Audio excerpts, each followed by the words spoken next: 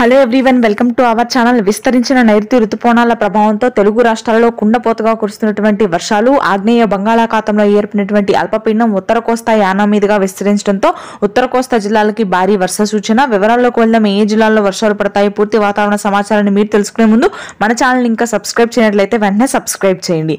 ఇక లేట్ చేయకుండా వివరాల్లోకి కనుక వెళ్ళినట్లయితే రెండు తెలుగు రాష్ట్రాలలోనూ కూడా మోస్తరు నుంచి భారీ వర్షపాతం నమోదవుతుంది. రానున్నటువంటి 4 రోజుల పాటు పూర్తి స్థాయిలో ఉష్ణోగ్రతలు తగ్గుముఖం పడతాయి. రాయలసీమలోని అనంతపురం, సత్యసాయి, పుట్టపర్తి, కర్నూలు, కడప ప్రాంతాల్లో భారీ వర్షాలు నమోదు కానున్నాయి. కర్ణాటక బెల్ట్ మొత్తం కూడా 14 నుంచి 15 సెంటీమీటర్ల వర్షపాతం నమోదయ్యే అవకాశాలు ఉన్నాయి. పీలేరు, పలమనేరు, కదిరి, నంద్యాల, రాయచోటి, బద్వేల్ ప్రాంతాల్లో అత్యధికంగా వర్షాలు కురిస్తే ఇక ఆ తర్వాత బనగానపల్లి, రాజంపేట, జమ్మలమడుగు, పీలేరు ప్రాంతాల్లో మాత్రం చిరుజల్లులు, మోస్తరు వర్షపాతం నమోదవుతుంది ఇవాళ రేపు.